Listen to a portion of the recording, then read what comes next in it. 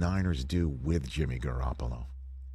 Because you think the Jets staff that runs the 49ers offense, in theory, wouldn't mind having Jimmy G at age 34 come to New York?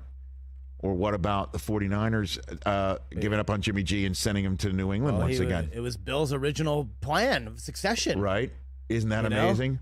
Back here on the Rich Eisen Show terrestrial radio outfit talking about what the Niners might do with Jimmy G. And,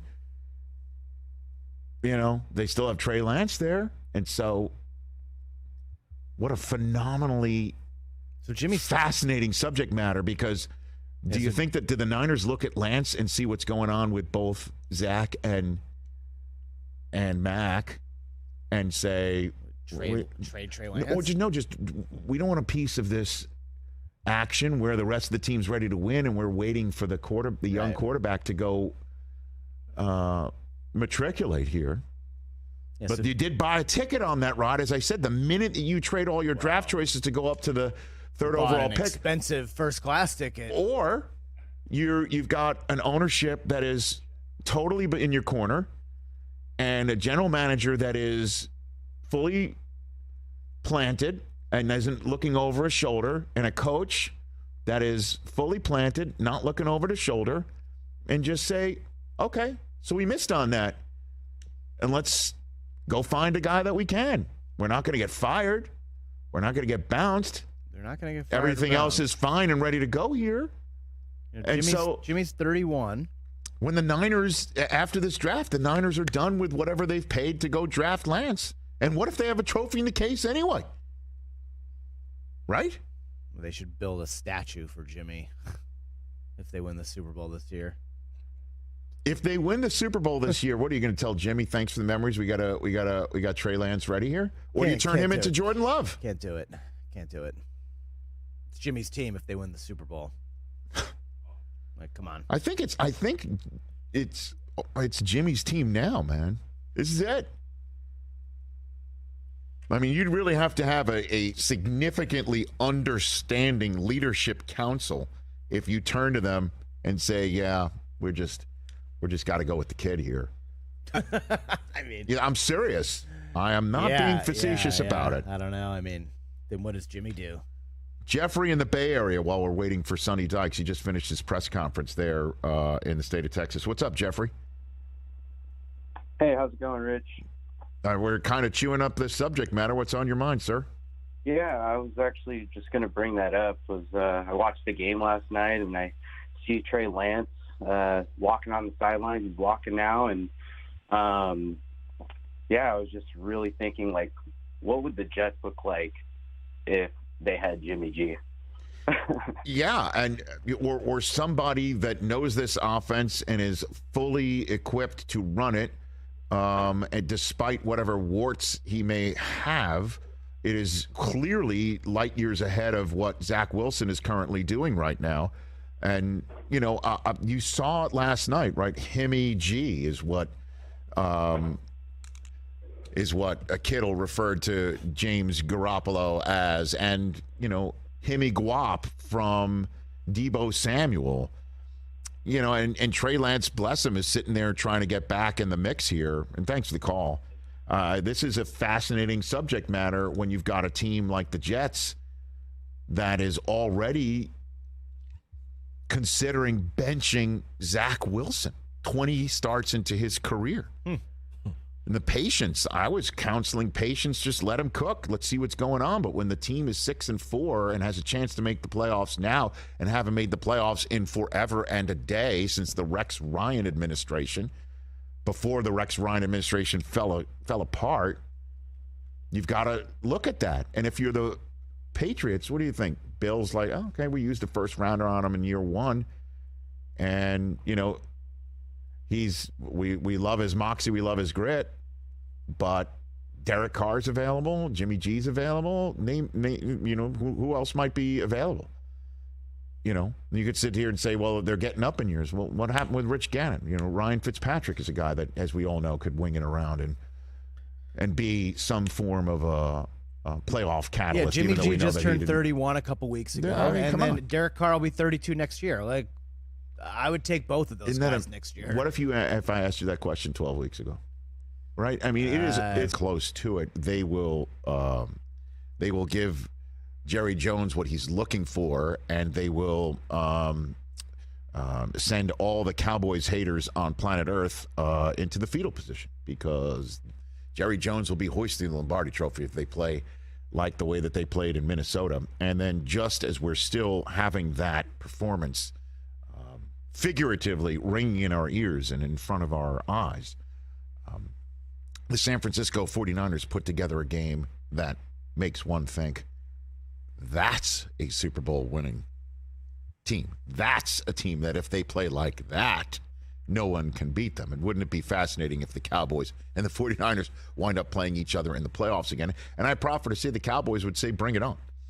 Bring it on. Because they feel very confident in what they can do, because they do have a two-headed monster at running back, including a top-notch playmaker in Tony Pollard. And they do have a quarterback that can put it all together for some wide receivers that are performing well in a top-notch defense.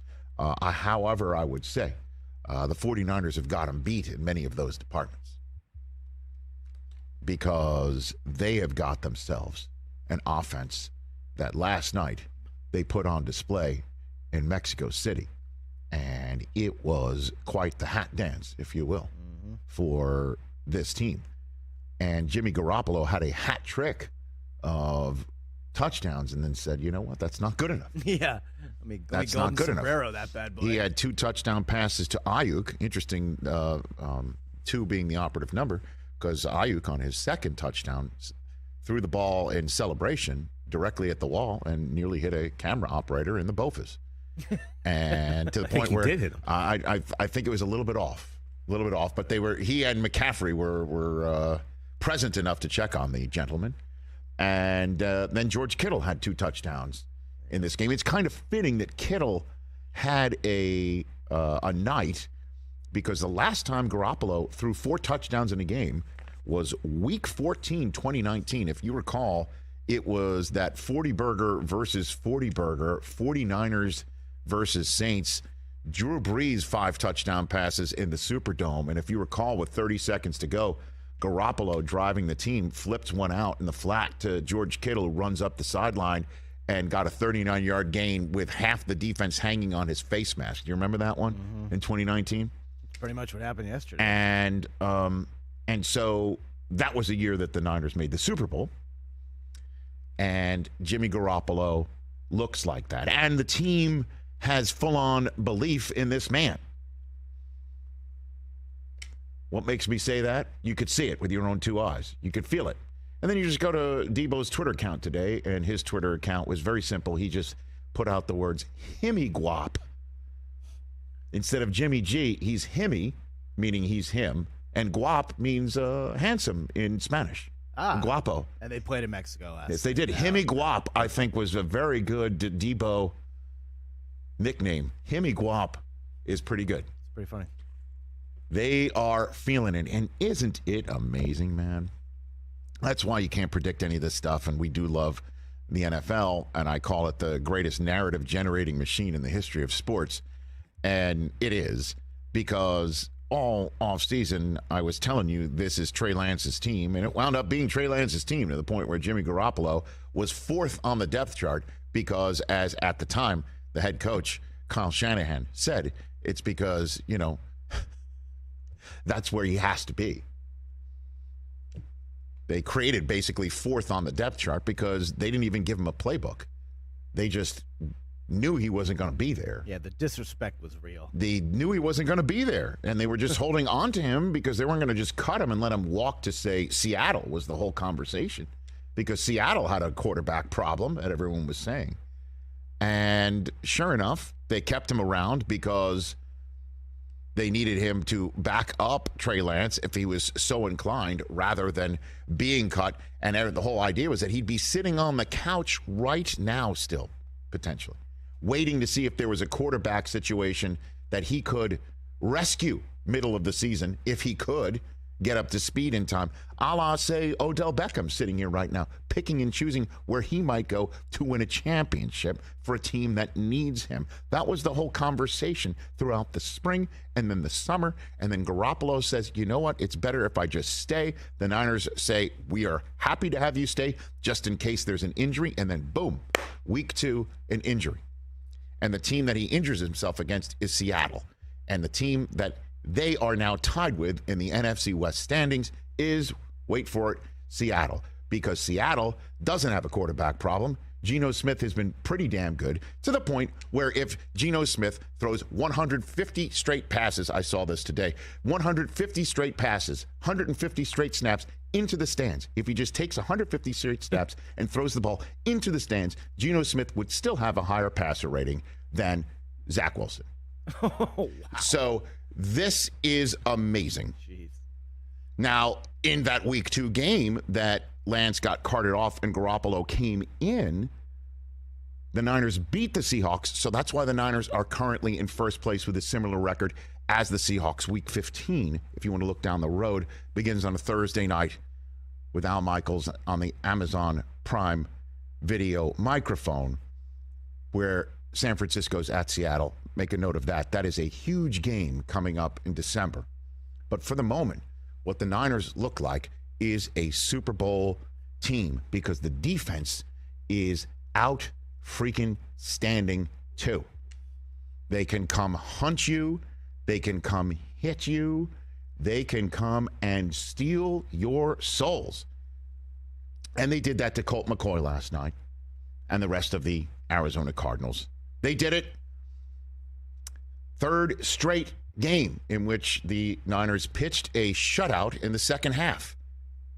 We take your second half halftime adjustments and stick them where the sun does not shine, is what they're basically saying real nice to everyone else. And 3 straight wins since acquiring McCaffrey, who did play in that game against the Chiefs, we all know, but that was a very short week. They got bounced by the Chiefs. And since then, they've won 3 in a row, with McCaffrey having full weeks